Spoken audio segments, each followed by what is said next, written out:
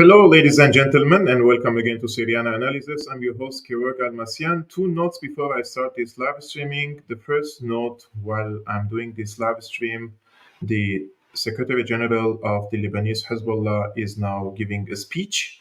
Therefore, I will cover his speech and analyze his speech, most likely with a guest from Lebanon or a Lebanese journalist tomorrow on this channel at 17 p.m. or 5 p.m. Central European Time.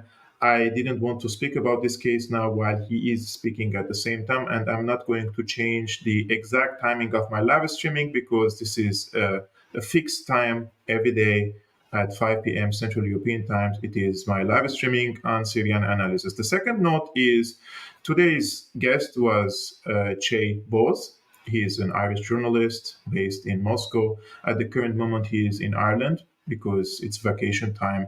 And I invited him yesterday, and he was very positive of coming to Syriana Analysis. And it seems at the last moment he had some difficulties to come. It's about the internet. Therefore, today's show was entirely prepared for an interview with Chay, and asked him about his first-hand experience while he is as an Irish journalist in Russia, how free he is to express his opinions from Russia, and how can he sell his, let's say, narratives or his reporting to the people, and gain, let's say, credibility among them while he is living in Russia. That is a point that I wanted to discuss with him, because I wanted to focus on the Ukraine case, because his face has become very famous recently, and the Ukrainian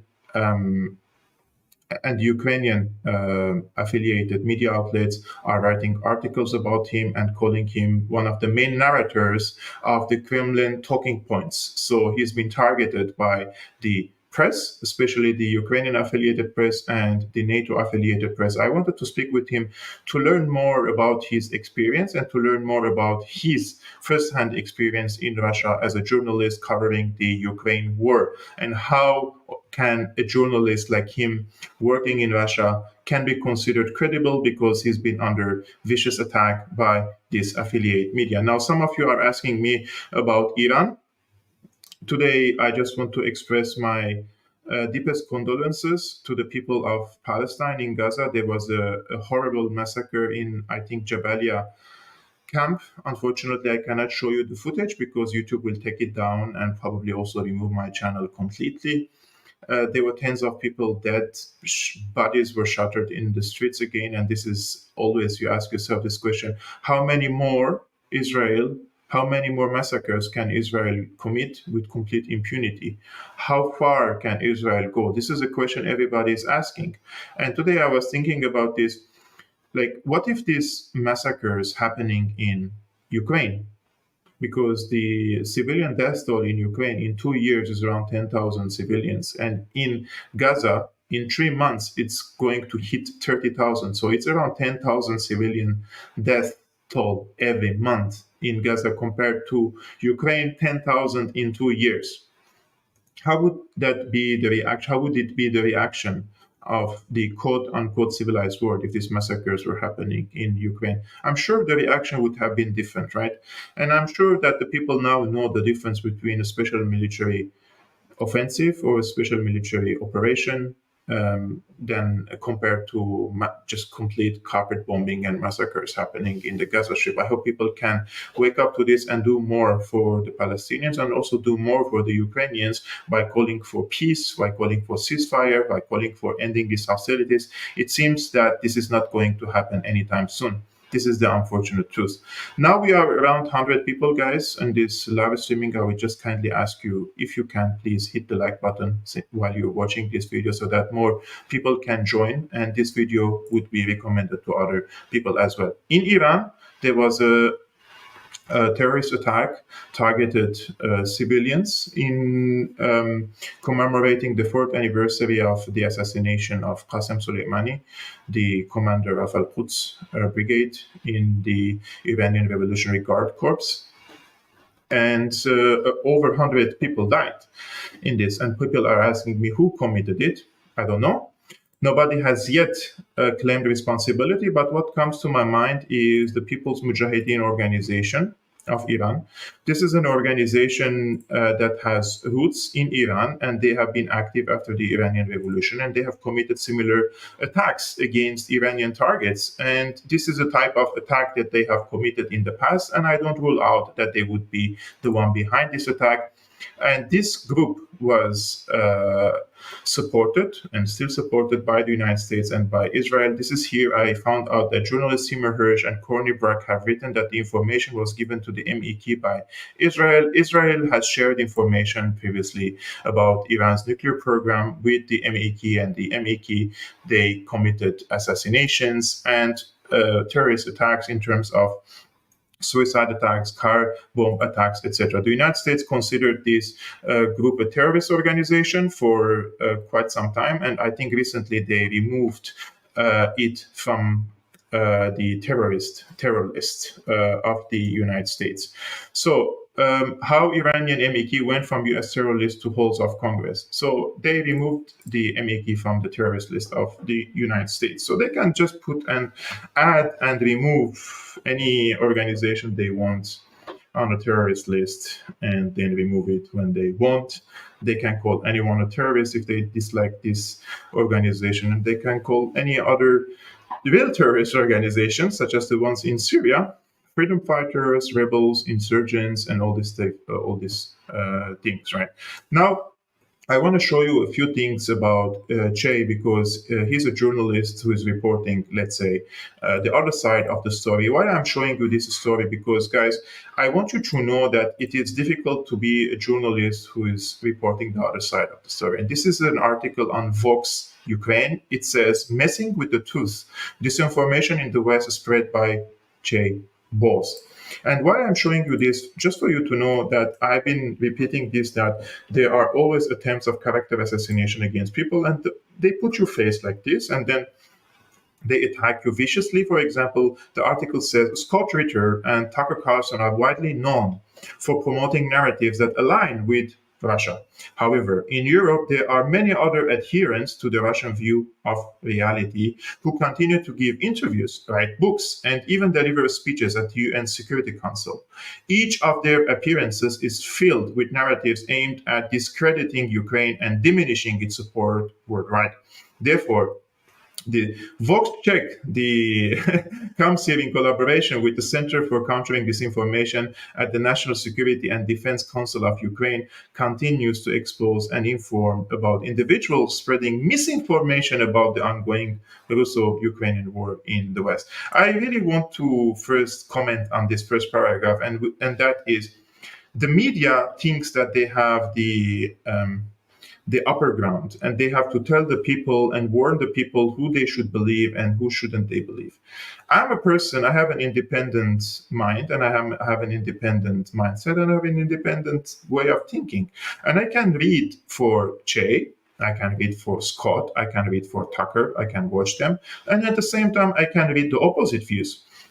And I'm not going to come and form my opinion based on this article that says, "Be careful of Chay. Don't believe him. This guy is spreading misinformation." This is just going to increase the curiosity in me and say, and ask myself, why are they attacking this guy? Is he probably saying something that probably is truthful? Shall I go and check who is this guy? They made him a big service with this article, and they probably brought more traffic to him, because there are people who are very suspicious of the mainstream and establishment narratives. And by writing such articles, they're inviting these people to go and follow his work and read for him or listen to him, right? This is just in my opinion. And this has happened also with me in 2019, when the German mainstream media, all these Qatari-funded, Turkish-funded media outlets, they attacked me viciously. I had back then I had like 30,000 subscribers, and now I have 55,000 subscribers. They brought more traffic to my channel because they brought more curious people to know why these big media outlets are attacking this guy. And I think this is going to have similar impact on Chay. Look what they say here. Chay is an Irish commentator, journalist, and entrepreneur, and recently a correspondent for RT, a Russian state-funded multilingual television network oriented toward international audiences. He actively maintains his own page on X, formerly Twitter, so they want him, of course, to be the platform from X, where he spreads fakes about Ukraine. So this is something that's very interesting, because if someone is spreading fake news, just report the real news, right? You don't have to warn the people that this is fake news all the time. Your job as a journalist is to report the truth. And when you report the truth and the people can see the truth there, because there is an objective truth in front of your eyes, then they will form a conviction in their minds based on the objective truth. But if Chay is saying something, and you're coming and telling me, don't listen to Chay, and he is spreading misinformation, he's spreading fakes about Ukraine, then this will make me more, let's say, I will be more stubborn to believe you because you're warning someone of being a fake or spreading fake news than Chay himself. This is just in my opinion. This is always happens with me. Chay Bowes' rhetoric is filled with narratives identical to Russian ones. Ukraine is a criminal and a terrorist country, and the Ukrainians are Nazis being controlled by the West. I mean, this is a paraphrasing, and Ukrainians are not Nazis. There are so many hardworking, goodwill Ukrainian people. There's so many Ukrainians are victim for this NATO engineered coup that happened in 2014. They psyop the people to believe that this is a revolution, and the people, some part of it they believed, and the other part they didn't believe, and the part that didn't believe in this psyop, they rose against it and they rejected the government that came after the coup. And since then, in 2014, there is a war against it. I mean, the Donbass region, right? This is what, in my opinion, Chay is trying to report in this case. On June 2023, Chay Bowes spoke at the UN Security Council meeting. During the session, he claimed that the West was to blame for the escalation of the Russian-Ukrainian war and condemned NATO's aggressive policy towards Russia. This is something, I mean, I don't think that this is a controversial thing to say. If we take into account that in 2000, let's go back a little bit. When the Berlin Wall fell, and there were talks about the reunification of Germany, and there were promises by NATO not to expand 1 inch to the east of Berlin. And when that happened and expanded, now they are trying to include Ukraine, then it is a provocation against Russia. And two, in 2014, because the Ukrainian government was neutral, they were in the middle, they were giving both the Russian side and the European side the floor and the ground to flourish on Ukrainian territories. They didn't like that. They wanted to remove the former president of Ukraine because he didn't accept to be a pawn like Zelensky at the current moment, right now, right? And therefore, they removed him and they installed the puppet government. And since then, Ukraine is just every day proving that they are under the current administration, and whether it's Poroshenko, whether it's Zelensky, etc., that they are a NATO tool against Russia. And therefore, Russia invaded Ukraine, and they are trying to occupy a few regions in Ukraine to turn it into landlocked territory, and at the end of the day to remove any sort of danger that could come from Ukraine. This is something that even American nowadays foreign policy experts agree that any respectful superpower would have done the same if we put Russian bases in Mexico, for example. Of course, the United States would have invaded also Mexico if there was this possibility that Mexico will join an anti-American military alliance, which allows Russia to install its nuclear weapons there. Because remember, these nuclear weapons are not about only hitting each other, but also who will hit the first. I know that there is it will be a mutual destruction for both sides, mutually guaranteed destruction. However, they also believe for about the second hit and the third hit. So as much as you bring your weapons close to your enemy's territory, as much as you're capable of hitting your enemy first. And this is something very dangerous for Russia. So in Chay's opinion, that Ukraine is not democratic because Zelensky banned the opposition, which is correct. He oppressed the Orthodox Church, which is correct. He imprisoned his critics, correct. He monopolized the media, it is correct. He oppressed a language, the Russian language, is correct. He jailed journalists, is correct. Every single one of these are factually true, by the way. And at the end, this is the warning that this website is trying to tell us.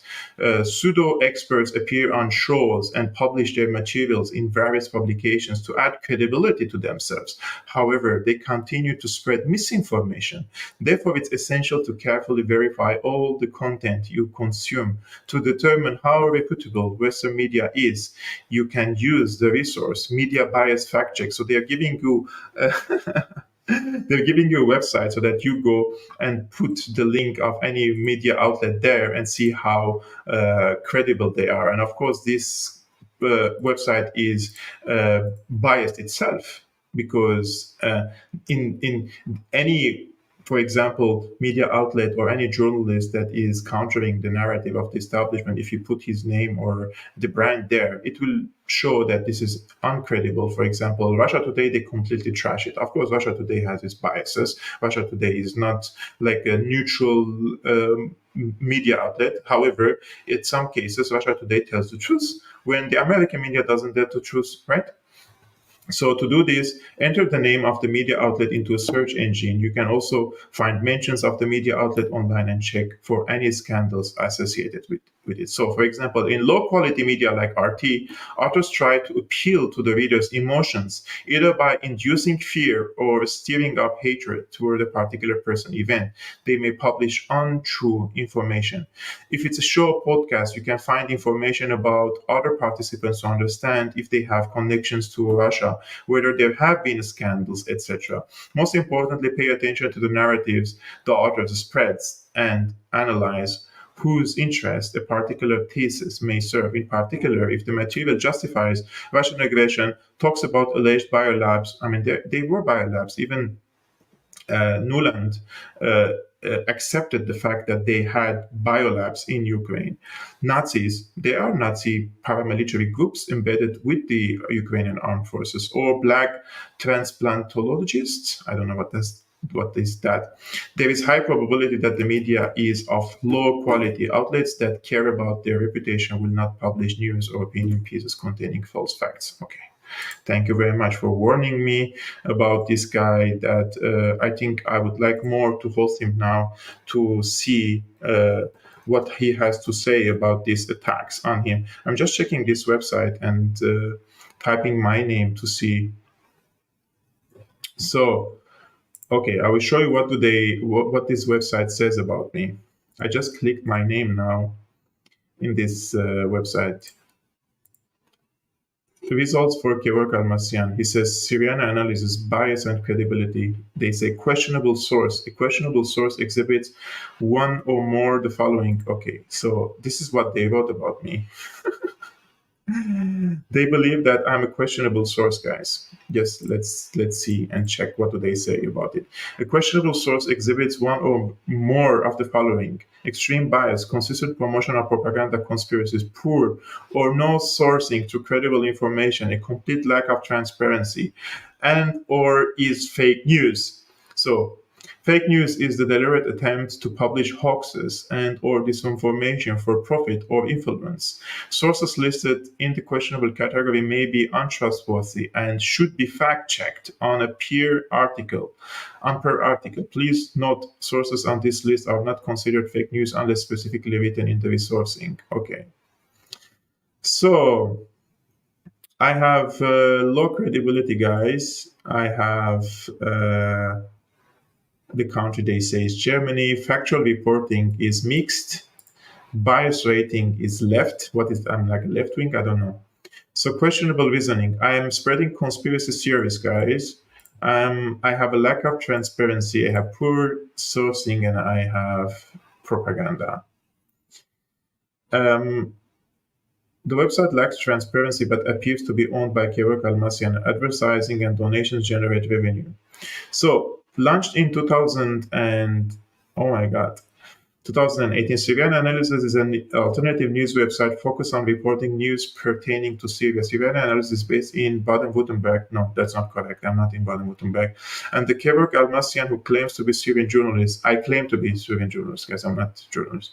According to their about which Syriana Analysis is a pro-secular and anti-religious fundamentalism. Mr. Almassian describes himself as a Syrian social democrat on Twitter. I never described myself that way. But not much else is known about Mr. Almassian outside of the fact that he is a co-founder of a YouTube channel called Syriana Analysis, where they publish analytical videos regarding the Syrian conflict. In review of Syriana Analysis utilizes poor sources such as The Guardian. It's good that they consider The Guardian poor source. However, most of the material on the site are YouTube videos rather than articles at the time of this review. While these videos may be factual, it is difficult to verify as the analysis is the person of one person. Overall, so conspiracy claims against me. Overall, Syriana Analysis has a pro-Assad view. Therefore, we rate Syriana Analysis left bias due to their story selection and pro-Assad view. We also rate the questionable due poor sourcing, opinion-based commentary, lack of transparency, and the failed fact check. So, guys, this is what they say about me. This is the first time, by the way, I read this website. Like, I didn't intend to go to this website. I just checked it now in front of you. I didn't know what they say about me, but this is what they say. What do you think, guys? Am I questionable? Am I spreading conspiracy theories? Am I lacking transparency? We know your opinions.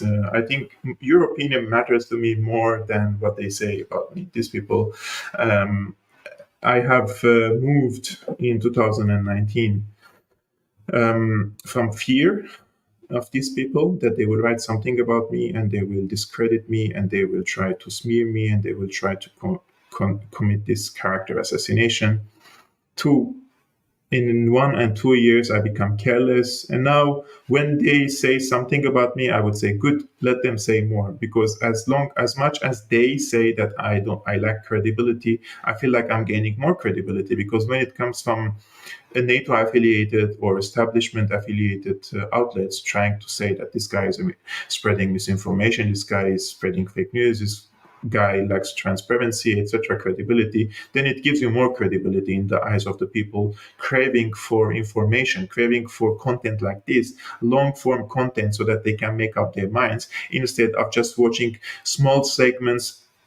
They host a guest and they ask him a question, they interrupt him, and if they don't like his opinion, they interrupt him all the time, they don't let him speak, and then at the end they allow some other guest to speak 2-3 minutes freely. But in all cases, it's a short format. Nobody can really understand each other. Nobody can formulate his mind. Nobody can understand the background of the conflict, the context of the conflict. That's why I'm here, Syriana Analysis. Thank you guys really for your support. Otherwise, these people can really run over us. Independent journalists, independent commentators trying to bring a comprehensive analysis to you. I never claimed to be objective. I'm subjective. However, I never lie.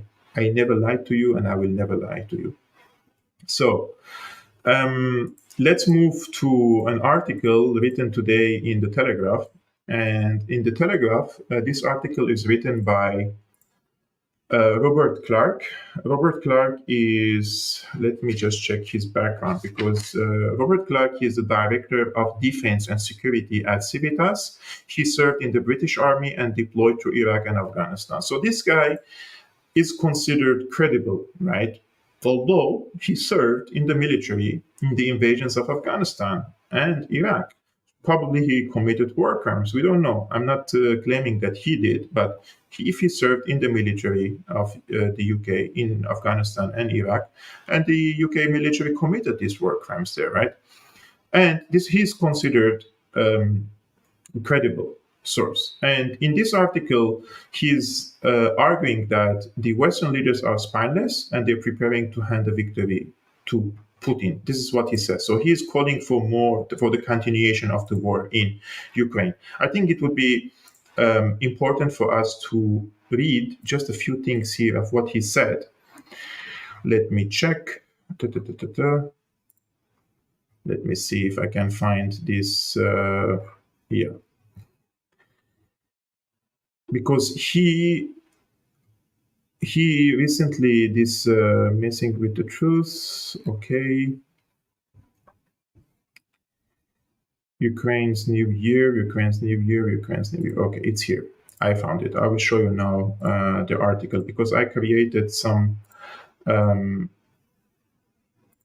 Okay, those are the notes. So there were at the beginning of the article, he argues that there were high hopes in 2023 that Ukraine will succeed in the counteroffensive. However, the mood in 2024 is very different, he says. The counteroffensive failed to deliver a decisive blow to Putin's forces in the south.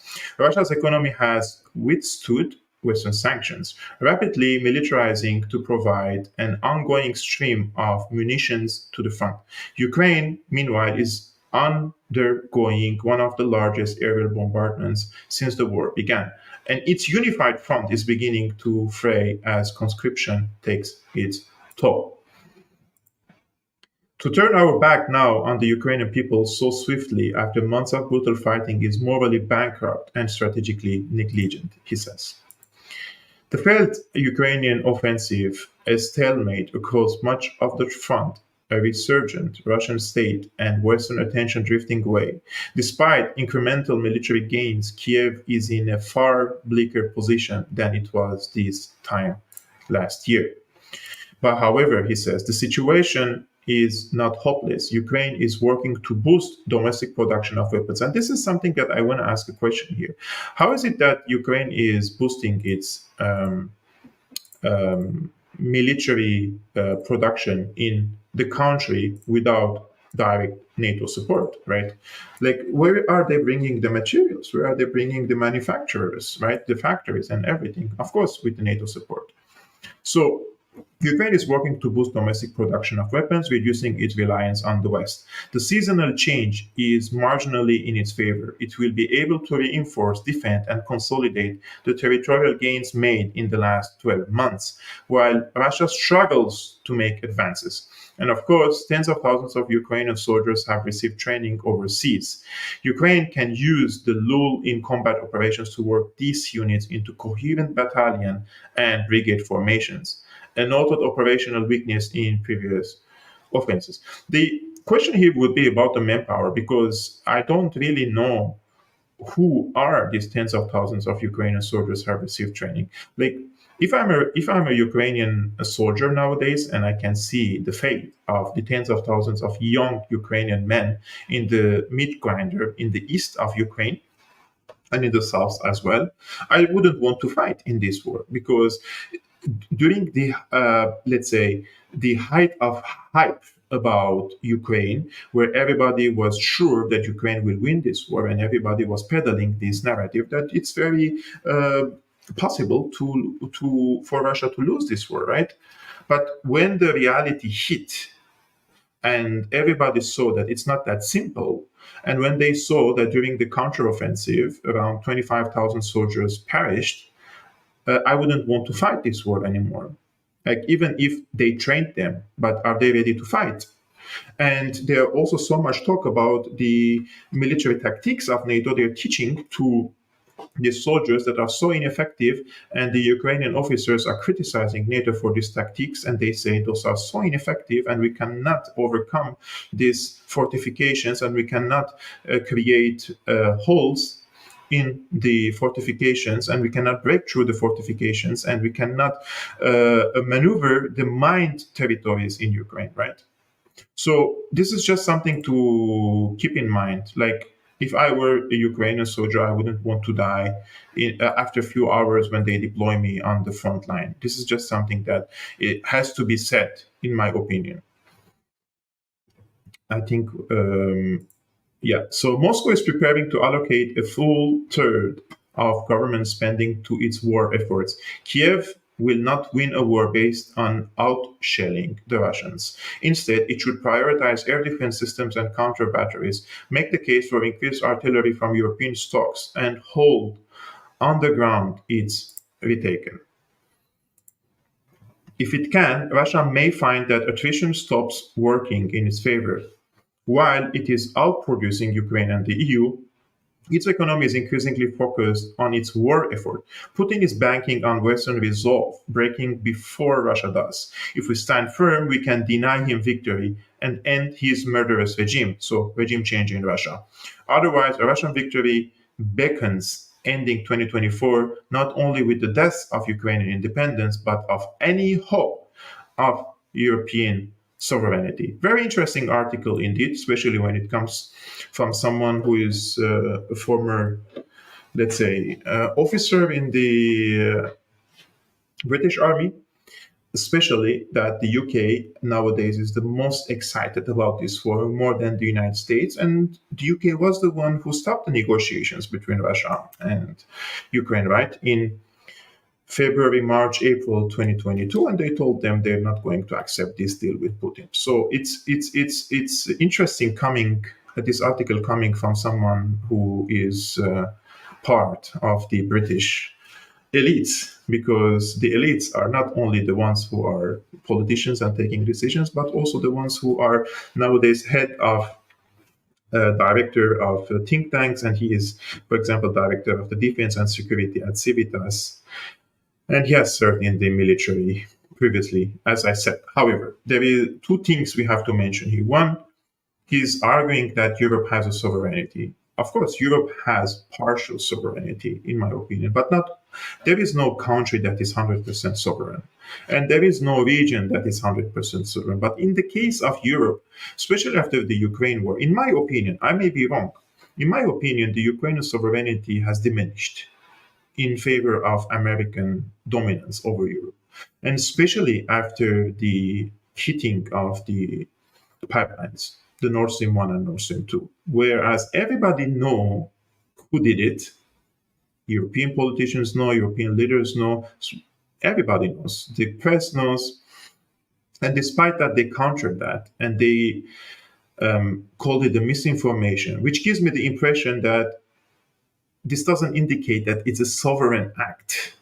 If I'm a sovereign country, 100%, or I'm a sovereign politician, I would like to know who did these terrorist attacks on my gas infrastructure, on my energy infrastructure, right?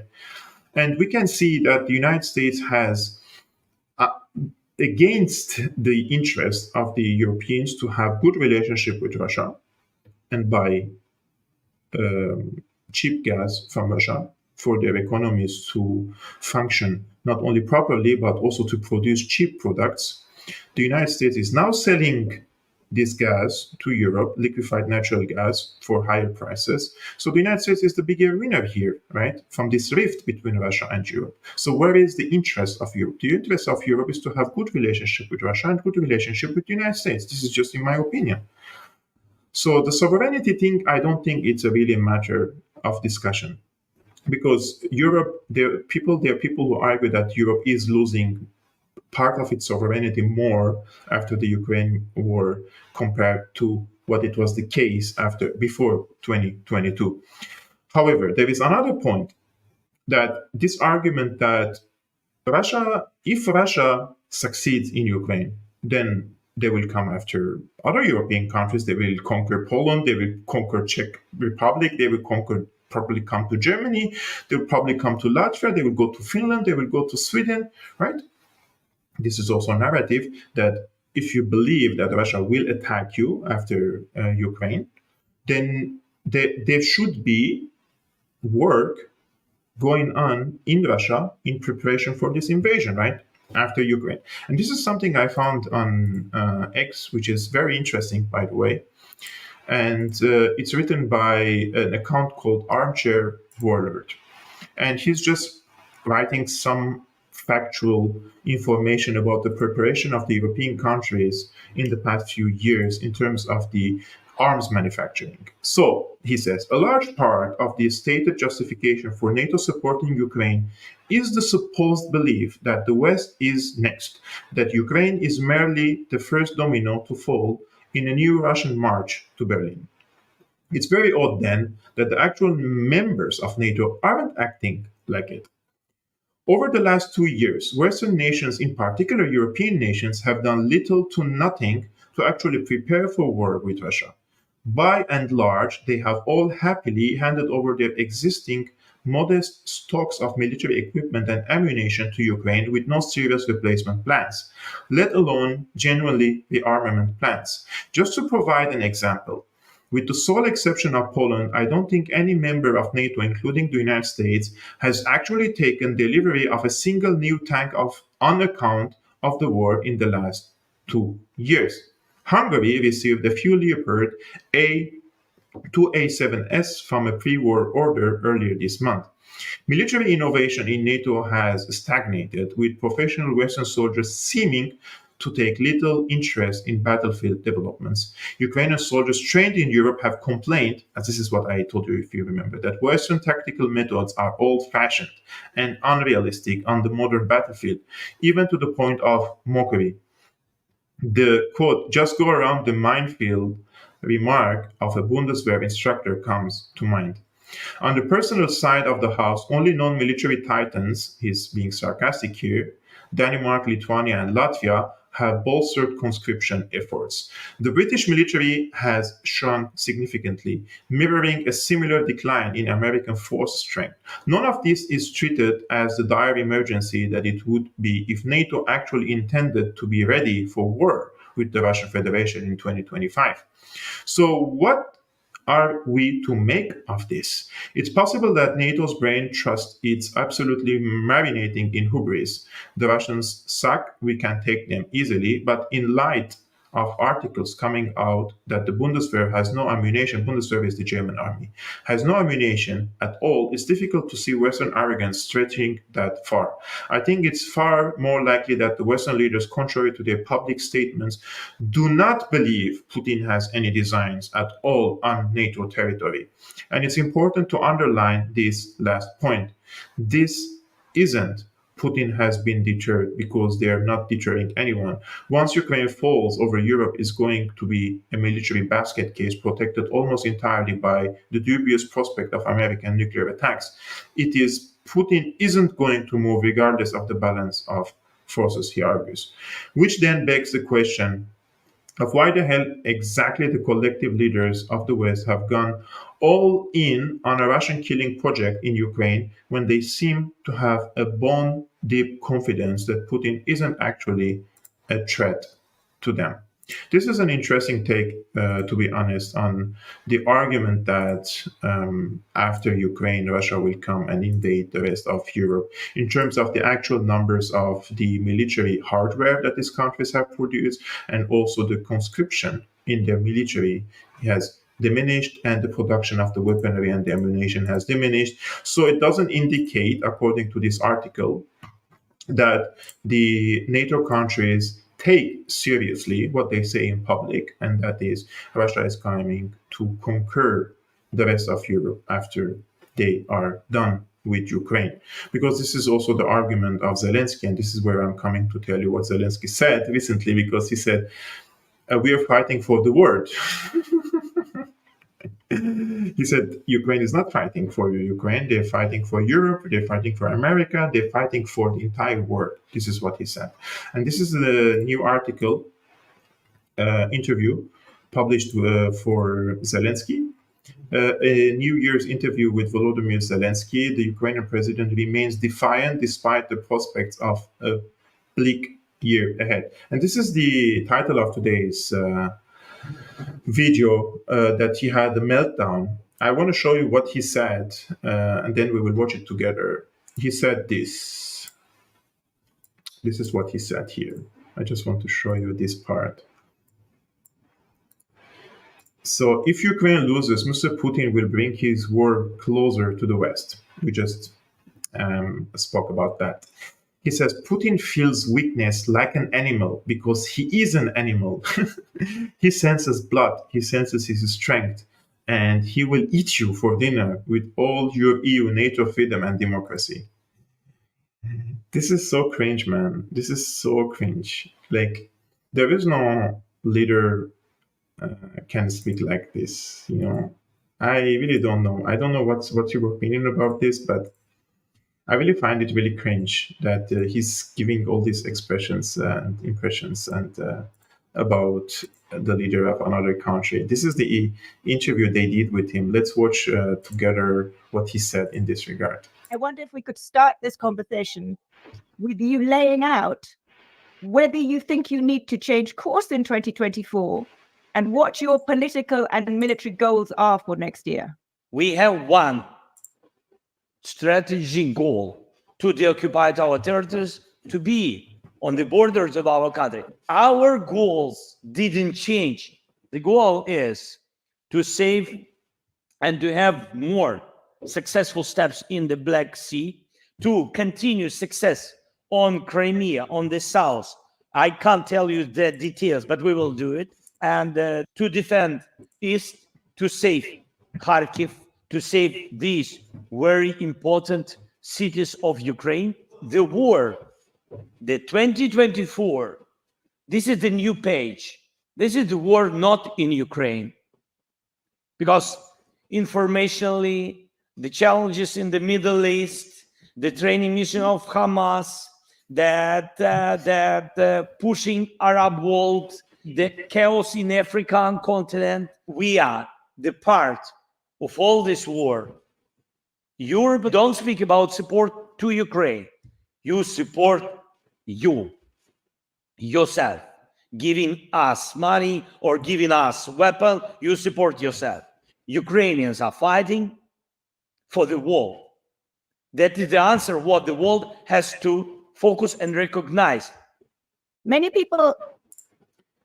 So Ukraine is fighting for Europe, fighting for the United States, and fighting for the world, and we have to support Ukraine. This is our responsibility, he says, because after Ukraine, Putin is coming after the NATO countries, is coming after other countries.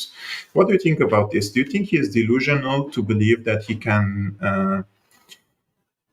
retake and recapture the territories that the Russians occupied in the past 2 years? We're speaking about the Donbas region. I want to show you the map of control over Ukraine, just for you to have a quick understanding or perception of what are we speaking about here. So I will just take present. I will just give you the other page. So this is the map of control over Ukraine, and the areas that are here, the red parts, are occupied now by Russia, and some of which they included them to the Russian Federation after referendums, and this is Crimea. So he wants to reoccupy all this area, recapture them, and also the Crimea. And this is Kharkiv, right? No, this is Kherson, sorry. And the Russians think, from the Russian perspective, that they have to advance and they have to go to Odessa. So from the Russian perspective, they have to occupy this gray area again, because they used to occupy it and they withdrew. And they have to come all the way here to the west and occupy till Odessa, because they consider, from the Russian perspective, that Odessa is Russian. I don't endorse that. I don't encourage that. I'm just giving you guys an understanding of what the Russians think and what the Ukrainians think in this regard. So what do you think when you see this map? Do you see that Ukraine is able to capture all these territories back? And what could happen to the people there who were suppressed by the Ukrainian side? This is another question that we have to ask. Let's suppose that Ukraine recaptured all this area. Are the Russian ethnic Russians can live in peace and harmony with the current Ukrainian government? And what's about Ukrainian language? What about the Orthodox Church? And all these questions have to be handled, right? Now, let's go back to what Zelensky said in the second part when he called Putin an animal. And let's see, this is what he said. Many people outside Ukraine are saying, maybe it is time to negotiate with Putin. Maybe it is time to start talking. Can you tell me categorically whether that is an option for you in 2024 or not? That is not the moment of discussion, of compromises or not compromises, because we don't have any fundamental steps forward to the peace from Russia. We have to speak with Russian, not attack us. Anytime Russia can attack you, you have to be ready. Why I have such reaction? Because all their steps mean another thing. When they have discussion on conference of Putin, he said, no, we didn't get all the results. We will go forward. What does it mean? That we have to sit and say, sorry, please stop, or something like this? It's not our position, this weakness, and he feel it like animal, because he is animal, and it's like feeling of the blood. And that's why he will feel his strongness, and he will eat you totally with all your EU, NATO, freedom, democracy. Forget about it. That's why I don't see any signals about peace. I see only steps of terroristic country. A pessimistic view from Zelensky. and calling his opponent an animal. And it would be funny to see if in the future there is any sort of negotiations between both sides and he's shaking hands with Putin, because that is how this war is going to end, shaking hands with the Russian side. This is my opinion, take it or leave it. It's probably misinformation, guys, and lack of transparency according to that website. This is just my opinion. I may be wrong. However, I think if there is any negotiations between Russia and Ukraine in the next 2 years, it's going to be Putin on one side, and on the other side, it's not going to be Zelensky. This is just my opinion. I think Zelensky will be pushed under the bus so that, especially if the Republicans come to power. If the Republicans come to power, it's over for Ukraine. They have other priorities. I want to move quickly to Palestine, guys. I'm sure most of you are very much interested in the Palestinian case. And this racist piece of shit called Smotrich, he says day after is different with only 200,000 Arabs in Gaza. He says what needs to be done in the Gaza Strip is to encourage immigration, not ethnic cleansing, guys. They're changing the definitions. He says the best option for Gaza would be for the Palestinians to voluntarily migrate to other countries, leaving only a small Arab minority that supports Israel. The finance minister, Smotrich, told Army Radio on Sunday, quote, if in Gaza there will be 100,000 or 200,000 Arabs and not 2 million, the entire conversation on the day after will look different. Let's think out of the box, he said, urged Smotrich, who heads the religious Zionist party. He is among those who believe it is imperative to reconstruct Israeli settlements in Gaza as the best way to ensure that terror groups such as Hamas do not return to that enclave to threaten Israel. Gaza can't continue to be a hothouse in which 2 million people are returned by hatred of Israel and fed with the idea of destroying it, he said. This is another article from the Israeli press again, and this time from the Times of Israel.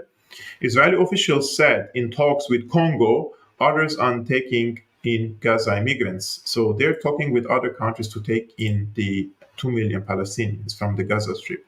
The Times of Israel Hebrew sister site, Zmam Yisrael, reported that Israeli officials have held clandestine talks with the African nation of Congo and several others for the potential acceptance of Gaza immigrants. Congo will be willing to take in immigrants, and we are in talks with others, a senior source in the security cabinet tells Shalom Yerushalmi. Yerushalmi quotes Intelligence Minister Gila Gamliel saying at the Knesset yesterday, quote, at the end of the war, Hamas rule will collapse. There are no municipal authorities. The civilian population will be entirely dependent on humanitarian aid. There will be no work, and 60% of Gaza's agricultural land will become security buffer zones. So this is the plan, guys. We have been talking about it like endlessly on this channel. This is coming from Rabbi Rick Jacobs. He is the president of the Union for Reform Judaism, the largest Jewish movement in North America. He says, we condemn Israeli Minister Smotrich's call for ethnic cleansing. Along with most major American Jewish leaders, we have refused to meet with him to sanction his politics and beliefs. This is coming from a Jewish rabbi. And by the way, the United States criticized the United States criticized Israel in this regard and said they refuse and reject the Israeli plan for the deportation of the Palestinians from the Gaza Strip. However, the Israel's national security minister, Ben Gvir, he hit back at the Joe Biden administration saying, look what he said here. I will read you here. I really appreciate the United States of America, but with all due respect, we are not another star on the American flag. The United States is our best friend, but first of all, we will do what is best for the state of Israel. The migration of hundreds of thousands from Gaza will allow the Israeli residents of the enclave to return home and live in security and protect the IDF soldiers. I said, should the United States sanction Israel for publicly calling for ethnic cleansing in Gaza? It will never happen, my friend. It will never happen. And this is one of the tweets made by Matthew Miller.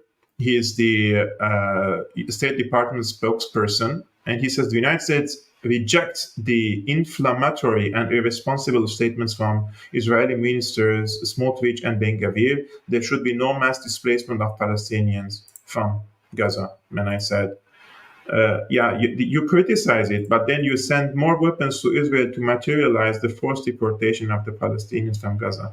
Guys, the terms are here very important, and we have to use the correct terms.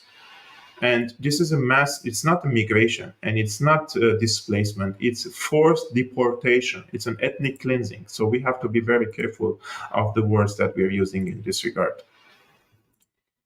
Finally, by the way, I just want to thank Black Tie quickly for his always generous support of Syriana Analysis. It's like this guy always comes to the live streaming and he's supporting my channel. Thank you so much, my friend.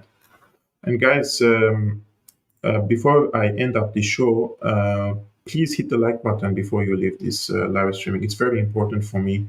And if you like to support my independent work, like the one I'm doing here, you can support it on also Patreon, www.patreon.com/Syriana Analysis. You can see the link is scrolling on the screen right now.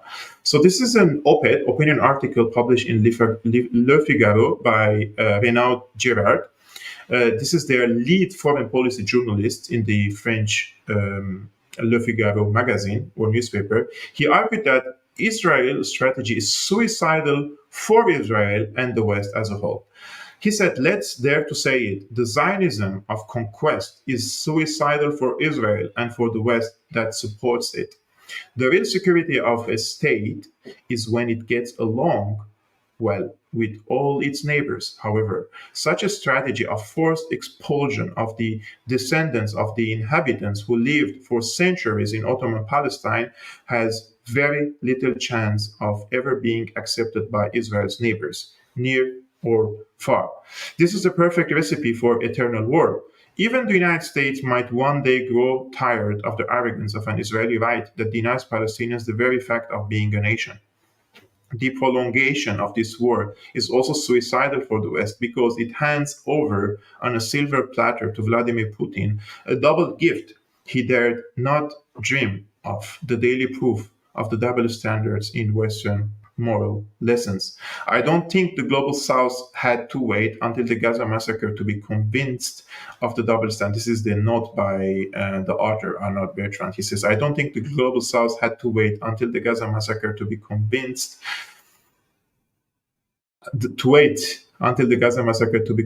of the double standards, but it certainly confirms it is a horrific fashion. As I have argued since the beginning of this conflict, Israel is a weapon of mass destruction of the West, and the West is starting to take notice. So, Zvinka Sabelic, thank you so much for your generous support. I really appreciate you guys, all of you, for tuning in to this live streaming. I just want to give you a quick secret. As I told you, this live streaming was about interviewing Chay Bowes. Unfortunately, he couldn't join. So I had to improvise this live streaming. I had to, in like the last 30 minutes, to bring all these articles, summarize them, highlight them, and structure them and know what I'm going to speak. It is a hard job to do because in the morning I was preparing for the interview and the questions I was reading and want to know what to ask him so that you can get the most of it, right? However, it didn't work out. Let's hope for the next time. But until then, thank you very much for tuning in to today's live streaming, guys. I really appreciate you all. Before you leave, please hit the like button and subscribe to this channel. It's a great help. And if you want to support my work, you can find the link scrolling in this screen. And I will see you tomorrow. Salam.